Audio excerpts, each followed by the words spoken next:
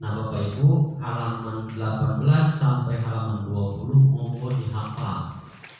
Satu masjid jangan satu mukadimah, entar ditandai.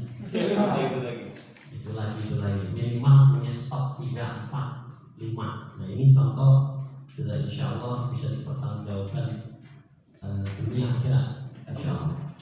Ini sudah. A'udzu billahi minasy syaithanir rajim. Bismillahirrahmanirrahim.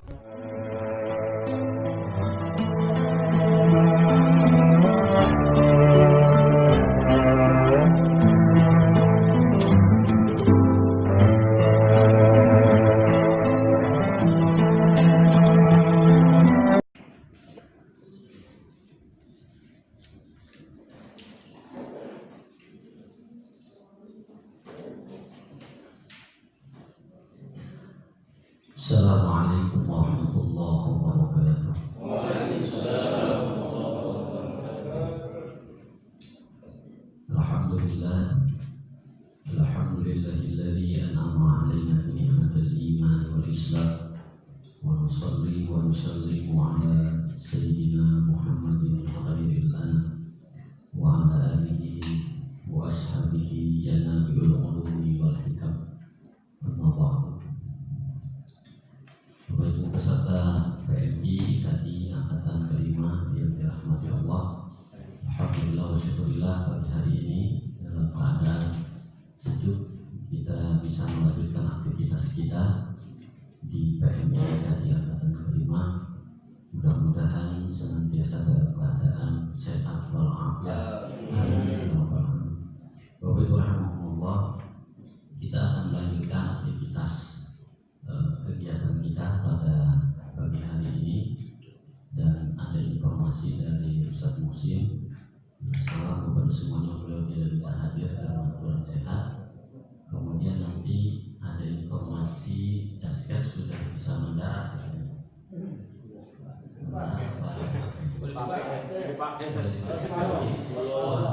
Nanti mohon yang sudah ataupun kalau yang sudah Jasketnya dipakai setiap Sabtu ini.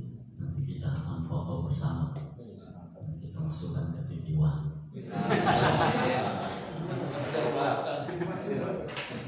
Mengawali pertemuan kita pada pagi hari ini, kita akan tetap review kembali apa materi yang sudah saya sampaikan, terutama di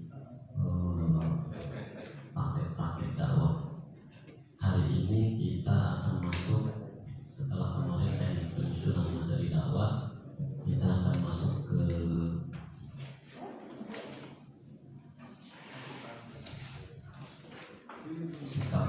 sikap dan gerak halaman 26. Sikap dan gerak. Saya ulangi sedikit review sedikit ke belakang. Jadi sudah disampaikan oleh grup 4. Terima kasih kepada grup 4 yang sudah memimpin, walaupun tadi ada yang di level. Itulah harapan kami di PMI. Jadi saat situasi genting,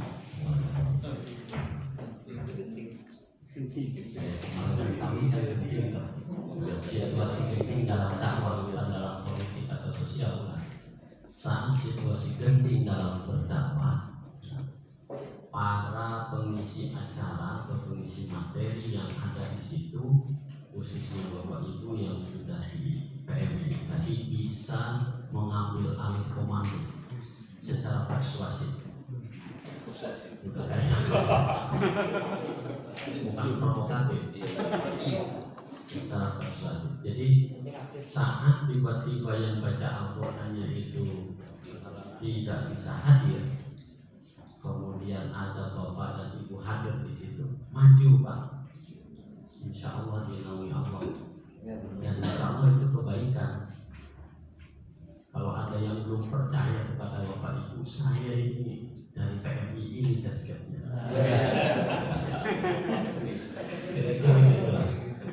Ini bukan kesombongan, tapi untuk menyelamatkan situasi yang sedang penting. Jangan sampai panitia atau yang punya hajat ini malu. Saya bahkan punya ide ke depan itu kita harus punya IO orang muslim. Itu belum ada. Orang catering aja ada IO-nya, betul nggak? Catering, sound system, dangdutan itu ada IO-nya Pak. Jelas. Rokok dan seterusnya. Bahkan kemaksiatan itu diorganisir sendiri, didesain sedemikian rupa untuk ditampilkan. Nah, segelintir orang jarang yang belum berpikir kenapa ini nggak dipakai IO. Kita punya paket Ustadz 5, satu ahli ini, yang satu ahli ini, yang satu ahli ini, yang satu ahli ini. Ketika ada acara, siapa nomor satu? Nah, acara-acara di lapangan, di masyarakat seperti kalau tiba-tiba MC-nya sudah hadir, kemudian yang baca Quran tiba-tiba banyak kempes di perjalanan, kemudian nelfon dadakan, kita hadir di situ kebetulan pakai jas PMI, maju aja Pak. Kalau sampai baca surah Al-Ikhlas, yang penting aman gitu aja. Tiba-tiba udah dipersilakan yang biasa sholawat kayak tadi double dengan doa satu kelompok itu bagus seperti itu. Itu yang kami harapkan dari PM.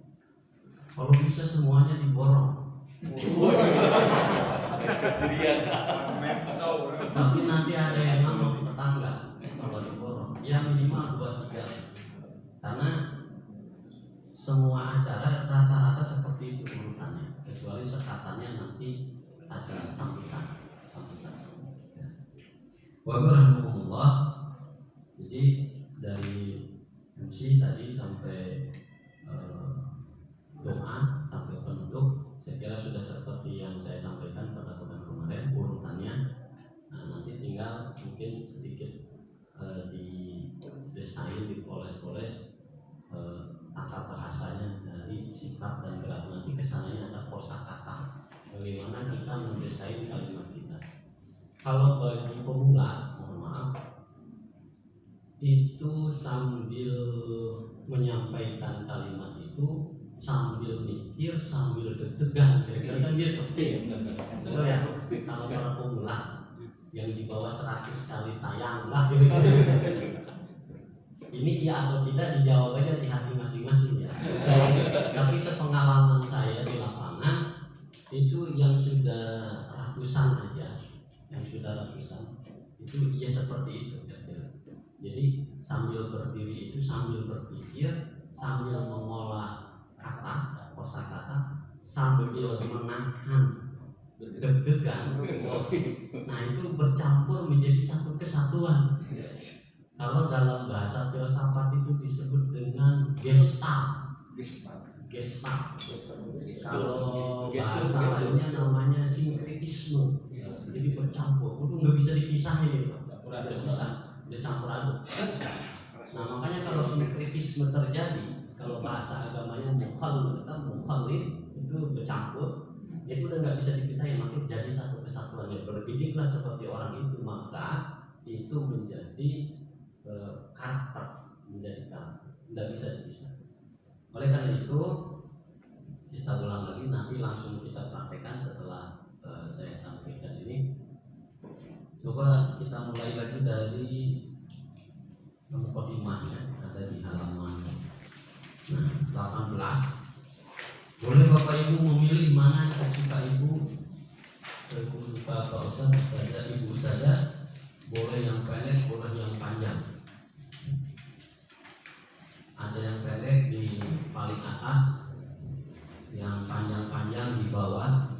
Nah ini contoh-contoh mukadimah saya buat dengan arti-artinya. Seyogyanya translate atau terjemah mukadimah itu ya ini yang dibaca. Jadi setelah amal batu di Indonesia lebih umum, pertama-tama dan yang paling utama marilah kita panjatkan puji dan syukur. Jadi udah nggak nyambung dengan mukadimah awalnya sebetulnya. Padahal di struktur dakwah itu nggak ada. Kalau nggak pakai itu juga nggak dosa Pak. Jadi jangan ikut-ikutan tidak berdosa juga.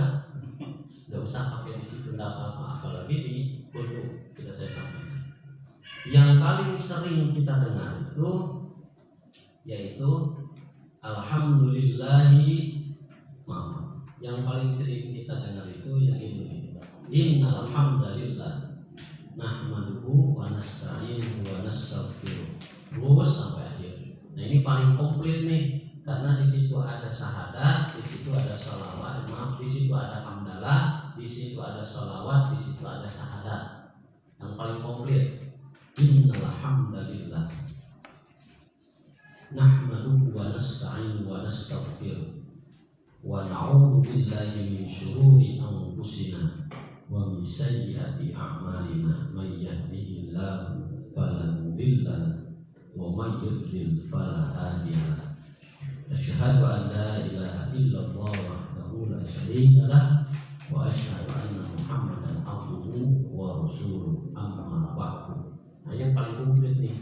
Jadi ke bawahnya juga komplit, yang panjang-panjang itu. Yang atas hanya hamdalah dan sholawat. Nah, untuk di khutbah Jumat pakai yang ini, yang komplit. Kalau yang kultum-kultum, ceramah dan lain sebagainya boleh yang komplit, boleh yang tidak. Bisa kita sama-sama ya. Assalamualaikum. Assalamualaikum warahmatullahi warahmatullahi wabarakatuh. wabarakatuh. Innal hamdalillah Innal hamdalillah nahmaduhu nahmaduhu wa nasta'inuhu wa nasta'inuhu wa nastaghfiruh wa nastaghfiruh wa na'udzu billahi wa na'udzu billahi min syururi min syururi anfusina anfusina wa min sayyiatina wa min sayyiatina a'malina. a'malina. Man yahdihillahu May yahdihillahu fala mudilla lahu fala mudilla lahu wa man yudlil wa may yudlil fala hadiya lahu. fala hadiya lahu. Asyhadu an la ilaha illallah Asyhadu an la ilaha illallah wahdahu la syarika lahu wahdahu la syarika wa lahu asyhadu anna Muhammadan wa asyhadu anna Muhammadan abduhu abduhu wa rasuluh, wa rasuluh. amma ba'du. Amma ba'du. Doa kalau disrohli yang pakai, yang tidak mau silakan. Qala Allah Ta'ala. Qala Allah Ta'ala. Ayatnya al-ayah kalau pendek, maaf, al-ayah kalau separuh, jangan menggunakan kalimat itu kalaupun. Wa qala Rasulullah Wa qala Rasulullah sallallahu alaihi wasallam. sallallahu alaihi wasallam. Baca hadisnya, kalau sepotong kalimatnya al-hadis, kalau tidak sampai situ. Nah, Bapak Ibu, halaman 18 sampai halaman 20 mohon dihafal. Satu masjid jangan satu mukadimah, entar ditandai. Itu lagi minimal punya stok 3, 4, 5. Nah, ini contoh sudah insya Allah bisa dipertanggungjawabkan dunia akhirat insya Allah. Ini sudah saya nukil dari berbagai referensi. Silakan mukadimah ini dihafal, minimal punya 3 stok mukadimah. Nah, sedikit saya tekankan untuk mukadimah. Biasanya kalau kalimat yang pertama terdeteksi oleh jamaah, terutama orang-orang yang ahli ilmu at-tajwid wa makharijul huruf, itu mukadimah. Maka bacanya rada-rada di apa? Pasifin, bukan rada-rada, kudu dipasifin. Dibedakan kalau mukadimahnya mukadimah kultum, khutbah, sambutan, jadi MC dan lain sebagainya, itu silahkan didesain sedemikian rupa oleh karakter Bapak Ibu masing-masing. Yang jelas yang paling banyak intonasi mukadimah itu yaitu tabligh akbar. Belajar. Kalau yang lainnya silakan. Setelah itu masuk ke materi. Kemarin saya sudah jelaskan di halaman terakhir, sedikit saja kita boleh apa. Pertama, setelah bacaan itu ada ikhtiraf. Insyaallah nanti yang saya muliakan. Kemudian menunjukkan insya Allah yang kemarin hadir, insya Allah yang kemarin hadir di Sabtu kemarin sudah punya pegangan itu. Jadi materi itu tidak kemana-mana, tidak ngawang-ngawang, karena sudah punya panduan. Bapak Ibu bisa lihat seorang pendakwah itu kalau ngawang-ngawang itu ngalami itu karena tidak punya pegangan. Kalau ke bawah arus banjir itu ya kalau nggak punya pegangan ya lewat kan gitu. Nah kita punya pegangannya halaman 17. Pertama setelah Zahirul itu menjelaskan latar belakang materi yang mau disebutkan. Hindari kalimat judul ceramah saya pada pagi ini. Nah hindari kalimat-kalimat seperti itu atau menyampaikan judul. Nah biarkan jamaah yang merespon. Kemudian definisi masuk dari latar belakang ke definisi, dari definisi masuk ke bagian-bagian, dari bagian-bagian atau karakter masuk ke sebab akibat materi, dari situ masuk ke tujuan, masuk ke manfaat, masuk ke hikmah. Insya Allah terstruktur dengan baik. Walaupun seorang pendakwah itu belok dulu ke kiri dan ke kanan, tapi dia pakai sen, kalau bahasa saya begitu. Walaupun dia belok kiri, belok kanan, tapi pakai sen. Nah dalam dakwah pun sama, kalau tidak punya panduan, belok kirinya nggak pakai sen, nanti nabrak-nabrak. Ke kanan juga sama, nggak pakai sen, nabrak-nabrak. Apalagi malam-malam nggak pakai lampu, nabrak-nabrak. Akhirnya dakwahnya, kalau bahasa Jermannya itu kemana wae, tidak fokus. Kira-kira mudah-mudahan sepakat ini. Tidak fokus, jadi kemana wae, kemana aja. Seadanya yang ada di pikiran, seadanya yang ada di hati, seadanya yang keluar dari lisan. Nah ini bahaya. Terjadilah kemudian ada ustaz ngambek atau kasar atau provokatif dan lain sebagainya, karena tidak ada panduan. Kalau ada panduan, sebetulnya insya Allah minimal panduan yang halaman 17 ini sedikit membantu kita untuk berbicara di depan umum itu. Kita punya dasar, kita punya referensi. Nanti yang sudah berpengalaman dan ahli bisa dijadikan sebagai penguat. Setelah itu kemudian disimpulkan sedikit dan ditutup, kemudian salam. Baik Bapak Ibu sekalian, kemarin saya sudah memberikan materi dan membuat simulasi praktek di PDK di kelas dengan materi yang terstruktur, kemudian dijadikan PR, kayak anak SD PR, ada PR-nya, tugas dari Bapak Ibu. Nah sekarang sambil mengingat itu bisa dilihat halaman 20 di 26.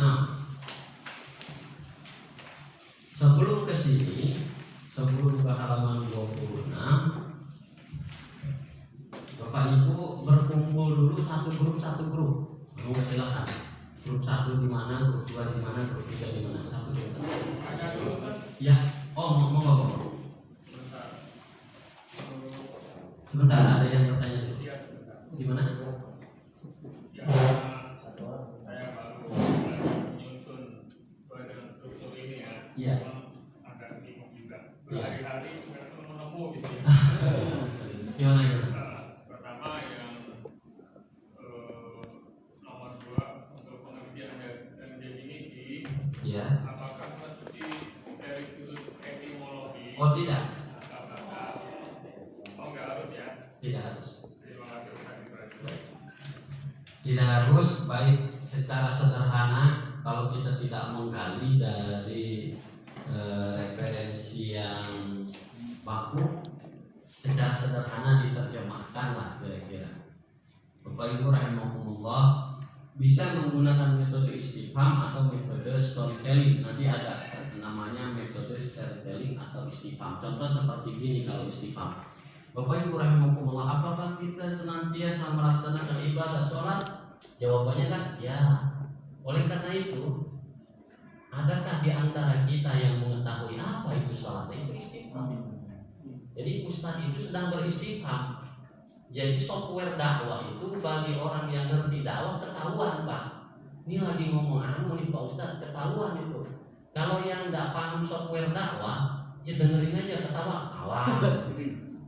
Teriak takbir, salawat. Nah bagi orang-orang yang paham software dakwah itu jeroannya dakwah itu kedetek. Oh ini kiai lagi ngomong anu, oh ini Pak Ustaz lagi ngomong anu. Sama aja kalau orang ahli komputer lah yang kayak gitu ya. Di dalam komputer gitu kan ada hard disk, ada PGA, ada itu, ada ini, ada macam-macam. Nyambungnya PGA ini ke warna, terus nyambung ke mouse-nya, terus keyboard. Dakwah pun sama. Maka kalau kita kekurangan wawasan untuk itu yang sederhana, pakai istifham tadi. Kita melaksanakan sholat Bapak Ibu. Apa di antara kita ada yang tahu apa itu sholat? Nah itu definisi diambil dengan metode istifham. Kalau menggunakan metode storytelling misalnya, Bapak Ibu rahimakumullah, kita melaksanakan sholat pada hari ini yaitu 5 waktu.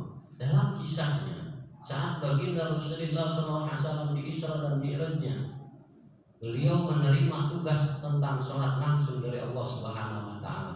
Yang awalnya 50 waktu, kemudian negosiasi. Itu storytelling. Ketahuan itu, oh Pak Ustaz lagi nganu nih, lagi nganu kan gitu. Tapi kalau yang tidak paham, paling ceritanya cakep banget itu Pak Ustaz, dan menjelaskan tentang sholat dari anu sampai anu. Nah nanti ketemu di software dakwah di dalamannya. Jadi mengambil definisi tidak harus yang baku, secara sederhana saja. Kalau kita punya referensi yang sederhana, kita misalkan contoh seperti ini.